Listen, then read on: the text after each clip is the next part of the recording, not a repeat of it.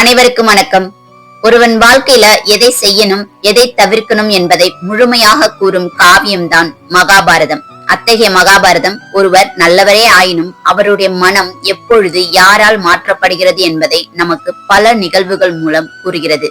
இந்த வீடியோவில் துஷ்டனை கண்டால் தூர விலகு என்ற பழமொழிக்கான ஒரு நிகழ்வை பார்ப்போம். தர்மபுத்திரரும் துரியோதனனும் இளைஞர்களாக இருந்த பொழுது இருவரும் தினமும் அருகில் இருக்கும் ஒரு காட்டில் வில்வித்தை பழகி வந்தனர். ஒரு நாள் பயிற்சி முடிந்ததும் தர்மபுத்திரர் அரண்மனைக்கு தேரில் செல்லாமல் நடந்து சென்றாராம். அதை கண்ட துரியோதனன், ஏன் தேரில் செல்லாமல் நடந்து செல்கிறாய் என்று கேட்டான். அதற்கு தர்மபுத்திரர் சொல்கிறார், எதிர்காலத்தில் நான் இந்த நாட்டை ஆளப்போகிறேன் அல்லவா, அதனால் தரையில் கால் படிய பூமியில் நடக்க விரும்புகிறேன் என்று.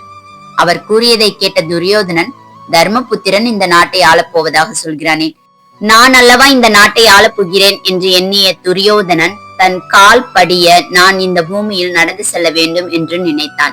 எனவே அவனும் தர்மபுத்திரருடன் நடக்க ஆரம்பித்தான். அந்த காலை நேரத்தில் தர்மபுத்திரரின் கண்ணில் ஒரு காட்சி தென்பட்டது. இறைச்சி விற்கும் இளைஞன் ஒருவன் தனது கடையை அப்போதுதான் திறந்திருந்தான். அதை கண்ட தர்மபுத்திரர், அவனுக்கு உயிர்கொலை பாவம் என்பது தெரியாதா, ஏன் இந்த பாவ தொழிலை செய்ய வேண்டும், உலகில் வாழ வேற தொழில் எதுவும் இல்லையா என்ன என்று நினைத்தார்.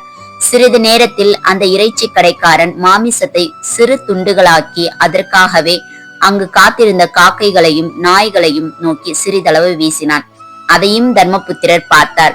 அப்போது அவர் உள்ளத்தில், இறைச்சி விற்கும் பாவத் தொழிலை செய்தாலும் அவனிடம் விலங்குகளுக்கும் கொடுக்க வேண்டும் என்ற நல்ல குணமும் இருக்கிறது என்று நினைத்தார். தர்மபுத்திரரும் துரியோதனனும் தொடர்ந்து நடந்து சென்றார்கள். ஒரு குறிப்பிட்ட இடத்தை அடைந்ததும் இருவரும் பிரிந்து வெவ்வேறு திசைகளில் தங்களது அரண்மனைகளுக்கு சென்றார்கள். தர்மபுத்திரர் எதிலும் நல்லதையே பார்ப்பவர். அவருக்கு குற்றங்களை பார்க்க தெரியாது. இறைச்சி விற்பவனை பற்றி ஏன் தவறான எண்ணம் தோன்றியது என்று எண்ணி வியந்தபடி தனது அரண்மனைக்குள் நுழைந்தார்.